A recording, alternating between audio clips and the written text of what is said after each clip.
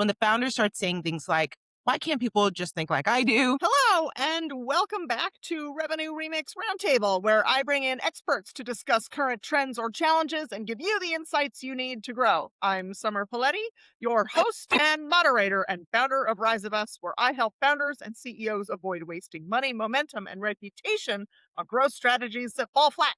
And today I am finally joined by two leaders I've wanted to get on the show for a long time. And we are here to talk about what frustrates every founder when you hit that wall at 5 to 10 million and growth either slows or stops or it just feels a lot harder. There's a version of your business that got you here. The decisions, the relationships, the instincts that worked. And then somewhere between 5 and 10 million, the same moves stop producing the same results. Not because you got worse, but because you outgrew the playbook that got you where you are. So today we're naming what that actually looks like before everything stalls, because the founders who catch it early do not have to rebuild momentum from scratch. Okay, so one sentence each. Who are you? Where are you? And what do you do? Amira, I'd like you to go first. Absolutely. I'm Amira Ravino Bay. I am based in the Bay Area. I'm a growth advisor and executive coach who helps founders scale the business without breaking the people, the culture, or themselves in the process. Okay, hi, I'm Maria Trisla. I'm based out of Boulder, Colorado, and I am a two-time former CEO and multi-year CMO, and now focused on working with companies from 2 million to 50 million that require maximizing their revenue engine, and specifically that's acquisition, retention, and expansion to build a repeatable, sustainable revenue engine. So great to Nice. be here.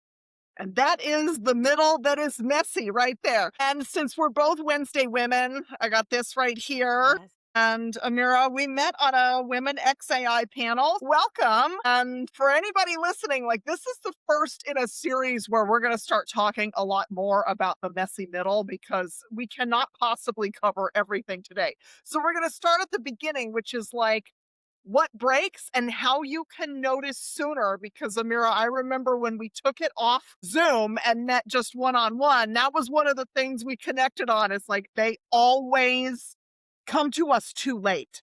And then it's Right. it's just harder. So we're gonna sprinkle a little, what does it look like so that you can get ahead of it?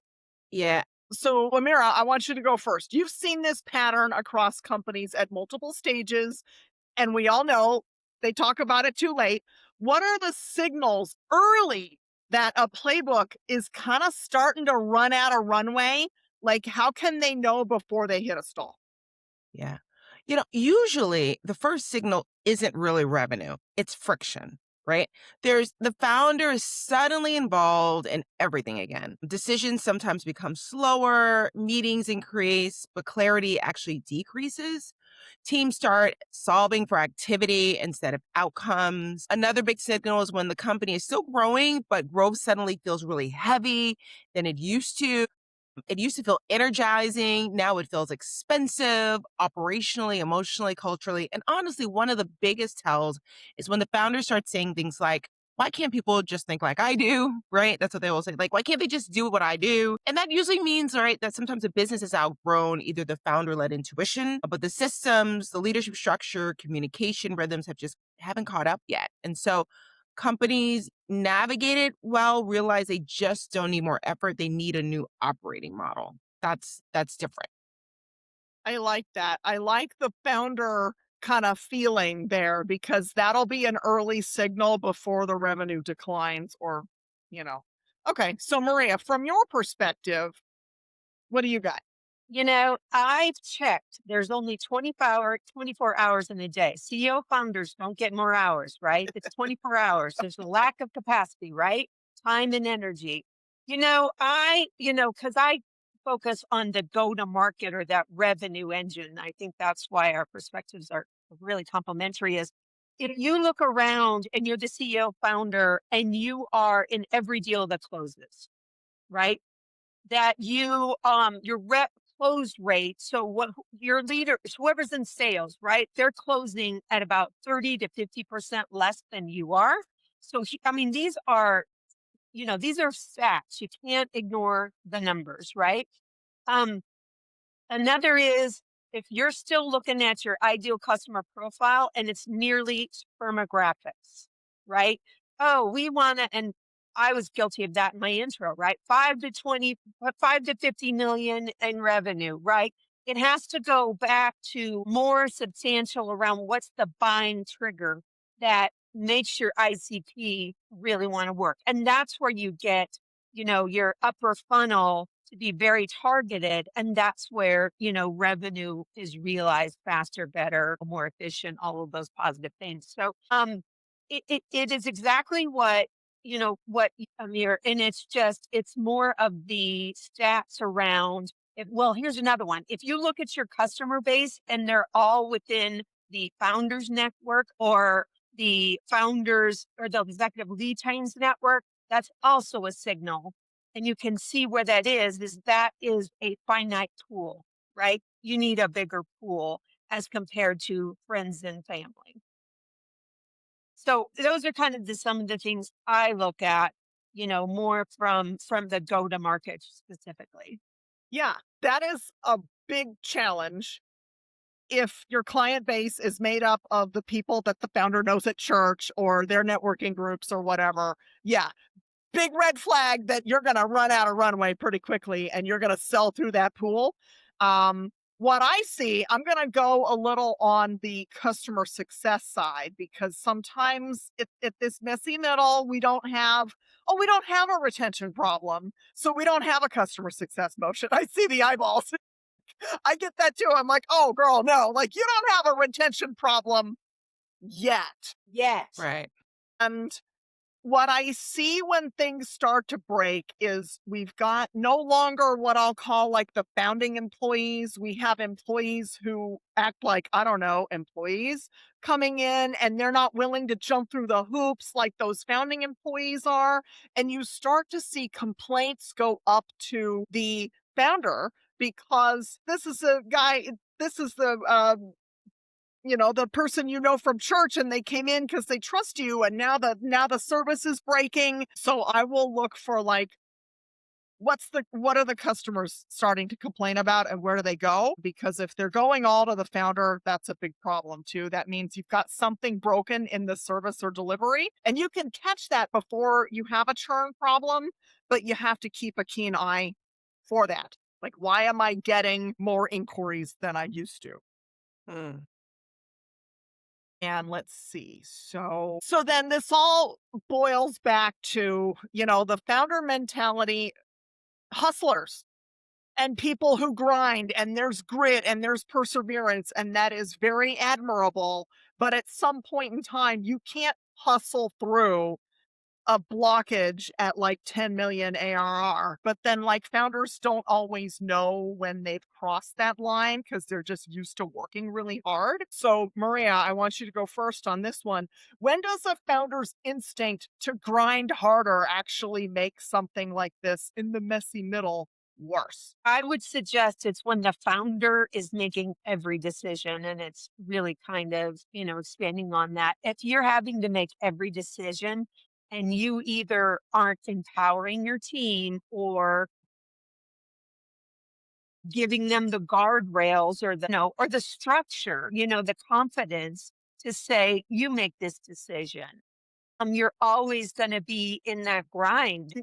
I mean, I feel for those founders mindset, right? But there's limitations, right? It'd be nice for you to take a day off, right? It'd be nice for you to, you're one, illness away from disaster as the company goes. And so, you have to have the healthy mindset and healthy body for that matter too.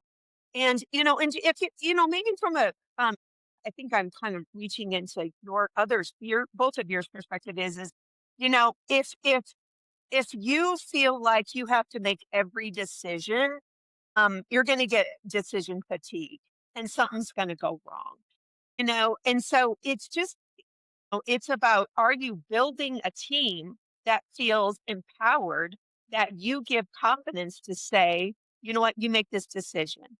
And you have to be comfortable with the fact that, yeah, maybe I wouldn't have made that exact decision, but they made it based on the information they had and their background and experience, and I have to support that. And you know what?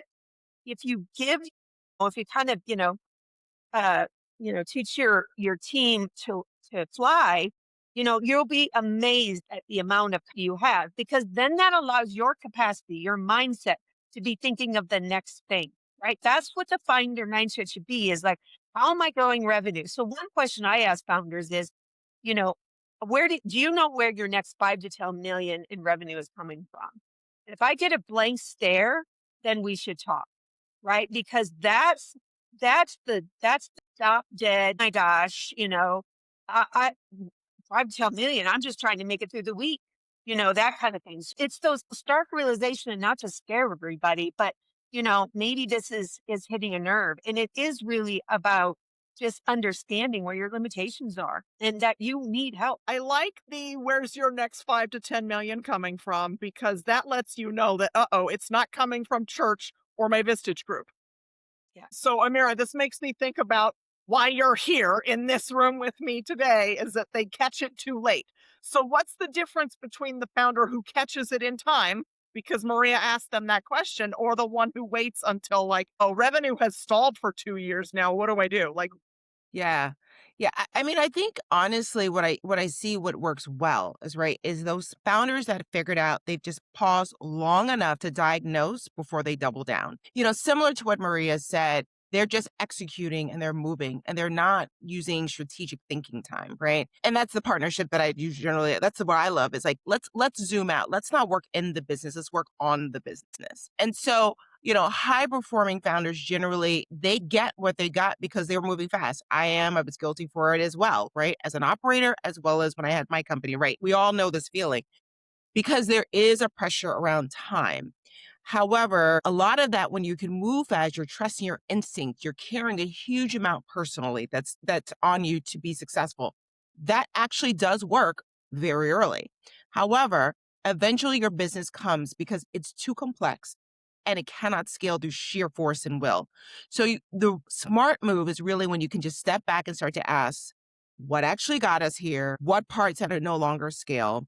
And sometimes it's structure, sometimes it's leadership gaps, sometimes it's positioning, right? Sometimes it's a founder acting like the company is smaller than it is. And at that moment, that is where, usually that's when I come into partners like, hey, what you're describing to me is not what I'm seeing, right? Maria did a great moment when she said about using the team because generally anyone who's taking a bet on a founder early on has so much capacity, so much excitement about what you want. You wooed this person to come work for you.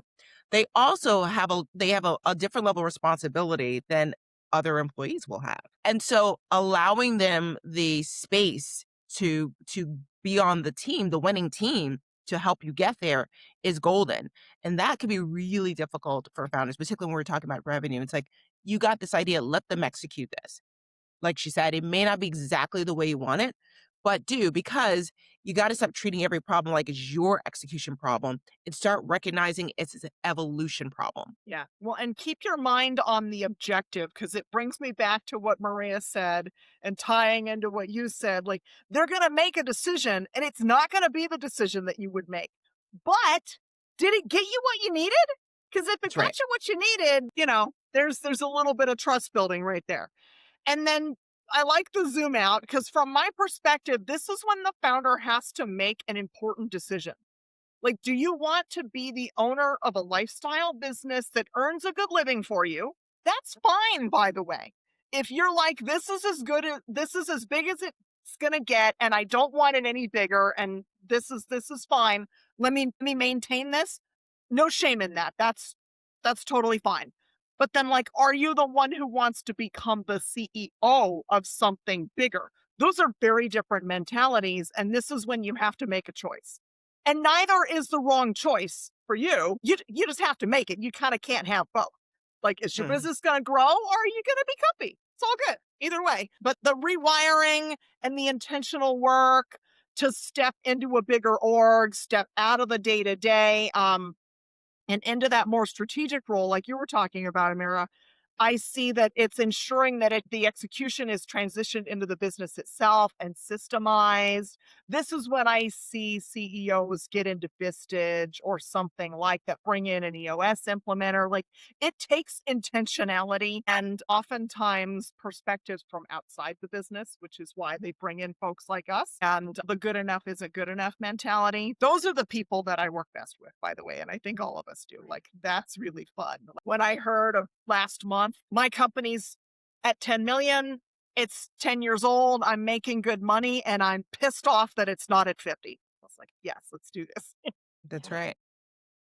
So, and not, let's see, neither is a bad decision. They're well intended, whatever. Um, what I want to do is, let's see, Amira, we talked a little bit about this, but I want to dig into the leadership team. So, what is the leadership or team mistake that you see most often at this stage? Because we're transitioning from the founder into the business itself. It doesn't always go as smoothly as anybody wants to think. Stuff that worked at 5 million, founder hustle, figuring it out as you go, super scrappy, dig in and get it done. Is that actually still working at 10 million? Or are you grinding harder and calling it progress? Because the strategy's got you here will not get you to that next level. Something has to change. If you're not sure what that something is, DM me on LinkedIn. Yeah, it's always generally the most common mistake is waiting too long to evolve the leadership layer. Many founders sometimes stay really loyal to the people who helped build the early company. And loyalty does matter. Don't get me wrong with that. But when you're scaling companies, sometimes it requires a different communication rhythm, decision making capacity, operational discipline. And what often happens is the founder compensates themselves instead of redesigning. It's just much easier. So sometimes they're like, well, I'll just jump back into sales because they couldn't get what they needed. Or I'm going to sit in every meeting. I'm going to be the escalation. There's a problem. I'll be the escalation point for everything, right? And it can work for a bit because you learn, you see what's happening, you try to work with the team that you have. But eventually the company becomes completely then dependent on that founder and their energy, and it becomes expensive, extremely expensive and fragile. And so healthy founders, what I've seen, they learn to separate that this person is extremely valuable and from this role and structure still fit the business we're becoming, maybe somewhere else, right? You have to think about how do we reposition and think about our team to move faster, stronger, better. And the sad part is that generally everyone else in the org generally knows it last. They can see it. It's really common. They're like, well, this person is really great in finance. She was an accounting person, but now we need someone who's more of a CFO mind and is more strategic. But everyone sees it except generally the founder. And so, I think about what are some of the bottlenecks in your business of growing revenue. Some of it is around the sales capacity, some is around just the leadership capacity. And you can quickly diagnose that. But the founder's generally the last to know because they haven't taken that moment to step back. Yeah. Well, and it's the big heart. It's okay. It brings me to something that a leadership coach told me once, and it was the bus analogy. Like, this person belongs on your bus, but Yeah. they need to sit in a different spot on the bus. Let's figure out where their spot is. And sometimes it's taking inventory on what they're best at. And then like you can craft a role for them when you're growing and you're scaling and you're spinning things off. But yeah, so that's an interesting one. And we don't have time to cover that today. I feel like that's a different messy middle. Like, how do you It's a recognize that? very, So let's very put a pin in that because I want to get back to go to market. So Maria, go to market or revenue motion, like what mistake hurts the most and the longest at this stage? I think there are two common mistakes that happen. And one is that you haven't defined your unique value. So your messaging and positioning is very similar to your competitors. You haven't asked the five whys, that kind of thing. And you haven't, I do like this work that says like you haven't done the inside out, outside in perspective. You've probably done the inside out. Like this is, don't call my baby ugly. This is speeds and feeds, right? And all the function, but you haven't done the outside in, why your customers are buying for you. from you. And that's like number one. And you could do one of these.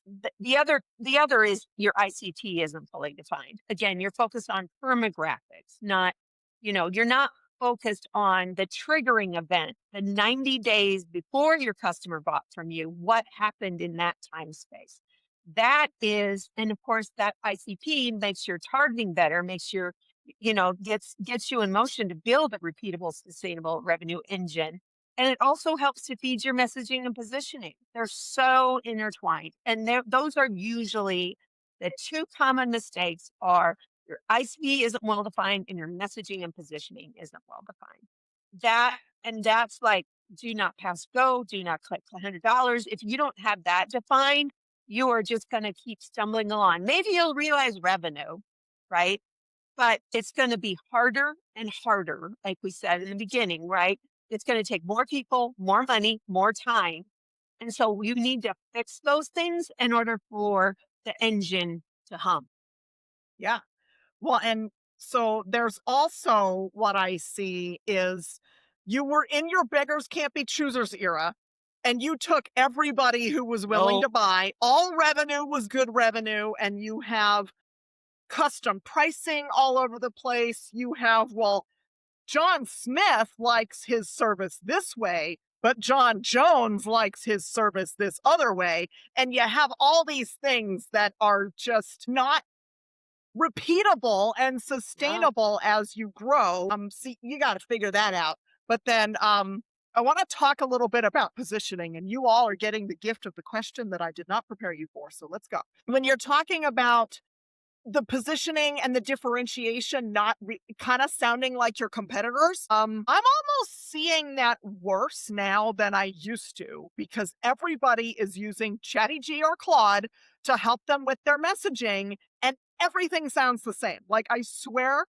if I see chaos to clarity again, I'm going to burn my house down. So how can we really get messaging and positioning that doesn't just look cool and sound cool, but that like actually moves that buyer? And Maria, actually, I'm going to go with you first, and then Maria, I'll let you close it out. yeah, yeah. I think you're spot on. And actually, what Maria just said about ICP, I feel like I talk about this a lot lately. You know, your ICP will shift when you're growing your business, and you need to be aware of that. And we're all like nodding, yeah, that makes sense. But sometimes they don't get that it's changing, and so I think that's really important. But to your question around positioning, I think that we also forget that if you're having conversations with customers and you're going back to understanding who actually is buying, those to me have always been the best nuggets, right? It's sitting down and you're actually you're like, they're like, oh, I did all these questions before. That's what got me to build the product. But why are people are buying is very different. And generally, if you take the time to just listen to the customers, or if you have a sales team, listen to what they're hearing, why the customers love you, you'll actually get way better positioning or language that you can actually use because it's coming out of the mouth of the babe. It's coming out of the person that's re-upping and paying you. And so I always think that it's a miss art of just listening to your customer. It sounds super silly. People don't tend to do it. I mean, I go in and I'll sometimes like, business is falling. Why aren't my customers re-upping? And I go in and I talk to customers and I'm like, you don't need more than like 10 conversations. You hear the same thing, the same problem. And it's like, happy to do that for you. Might get more, I might get more information because I'm outside of your organization. But the reality is, someone else in your organization probably could have got that too, or they knew it If they were, already. if they're asking the right people the right questions. Yes. Okay, Maria, bring it home. Well, I mean, I Amir did a really good job of explaining, that process. And it is about, sometimes, I mean, kind of doubling down. Sometimes a third party objective is helpful, right? Someone that comes in and says, I'm talking that inside out, outside in conversations. And to what you just said, Summer, asking the right questions. So when I'm doing this, I have a structured set of questions. No interview is the same. And I say, I always hope this, and I always say, like, I ask questions like, internally, when we win, why do we win? When we lose, why do we lose? Right? What are we actually selling? What do you think we're selling? And sales is good for that. Your guys that, your guys and gals that are in the president's club or equivalent, your top salespeople, you can do this online. You can do, you can have voice of the customer all through your go to market process, which is repeatable. And I would highly suggest that you do that. But also going out and talking directly to customers, ask them exactly. And Amir's right on. You talk to 10, you see the same ideas bubbling up to the top. Maybe they're said slightly differently, but they're all the same. And then it becomes a process of reaffirming what you're hearing. And then you ask questions like to the customer, why do you enjoy working with with this software customer, this vendor of yours, and a lot of times internally it's like, oh, I want to be a partner to their business, right? And you talk to the customers and they're like, they're no partner in my business, we're transactional, right? So you have to get to the real meaning behind that. Sometimes it's a third party objective, sometimes it's the approach, but it has to be intentional and it has to be ongoing, which you've all both said. And that is, and what I do is, through brand positioning or messaging, I have a messaging hierarchy, right? These are and when you get sick of your brand message, it's like that's when you need to repeat it over and over and over again, because it's like, we have to hear the message like 7 times before it sticks, that kind of thing. And by the way, nowhere in this conversation did any of us say, oh, go to ChatGPT or Claude or something like that? Once you have the strategy, those tools are great. That you have to have the strategy. It's like the strategy is your roadmap. And if you've got in your car and you don't know where you're going, you're just, I don't even know, I want to get point A to B, and I don't know, the road to go to, then you're going to be lost, right? And that's what that feels like. You're lost. And you really have to define the strategy before you pick up to your AI friends. And that's where AI can, I always say AI is a tool. And to quote Kara Swisher, she says, a knife is a tool, right? A knife to cut bread is good. A knife in the hands of a murderer, not good, right? Or somebody else said this, I love this. AI is like a monkey with a tool. It's still a monkey with a tool, guys, right? It's a tool to make you better. Messaging, having that strategy defined is over the top. Great. But it's the foundation of your business. If you're on rocky foundation, you get garbage in, garbage out. For sure. I'm off my Yes. soapbox. Yes. That might Thank be you. the Hallelujah. first drop of murder on the podcast. So thank you for that. At least it wasn't me. Actually love the knife analogy because you're so right. Can I just say that? Because even if you cut a piece of fruit, give that knife to a kid and half that fruit's in the skin and in the garbage. But you give it to an experienced chef, right? And they can cut it really nicely. And I think that is the difference where people are missing with using AI tools. They are great to use it, but you give that to a seasoned person in their work and they can make art come out of that thing. You give it to anyone and it won't, it's garbage in, garbage out. So use it wisely. Yes. Yes, for real. And like, I'm calling it like a human sandwich. You have a human expert inputting, the AI does the grunt work, and you have a human expert reviewing. And then the AI just makes it faster and better. But like, you gotta have an expert in there. I feel like I'm gonna yell that until I'm blue in the face. And Maria gave me a nice reminder about repeating your message until you're sick of it. I am sick of my message, which means I haven't said it enough. So yes, thank you It for might be that. the first person, it might be the first time someone hears it, I right? know. That's right. Right. Okay, so I want to put a little bit of this isn't a failure. When I see orgs get to this state, it is because you are successful. You got out of the scrappy, am I going to make payroll this month, early founder stage. And this is a sign that it worked.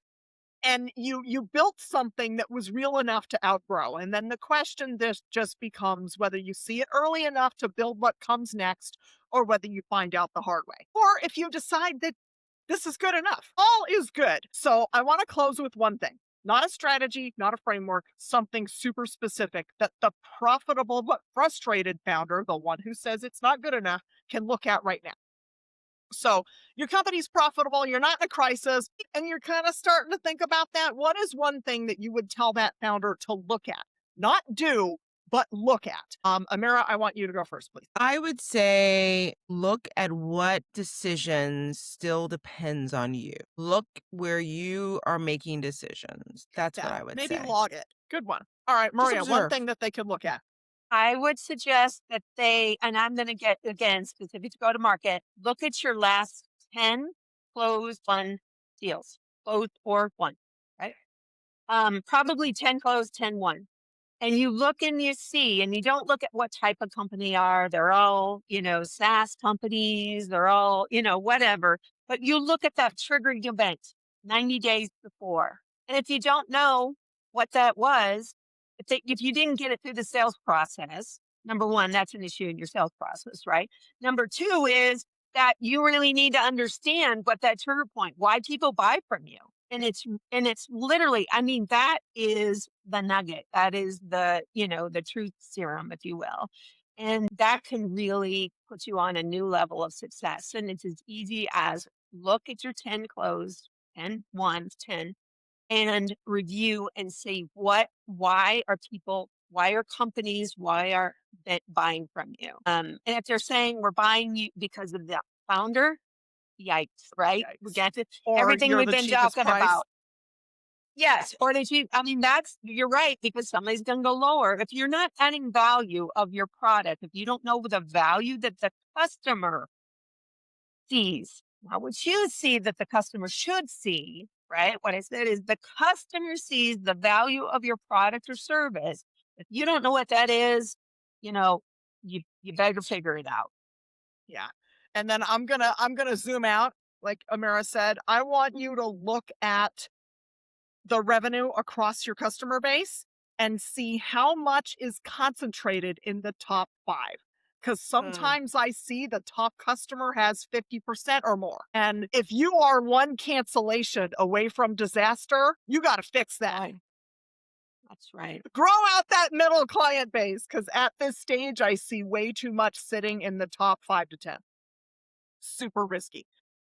This is episode 1 of a series I'm doing on the messy middle, and there is a lot more to cover. So thank you two for joining me today and sharing your insights. I will link you all in the show notes so that listeners can follow and connect. And for those of you listening in the gym or the car, I appreciate you too, and I will see you next week.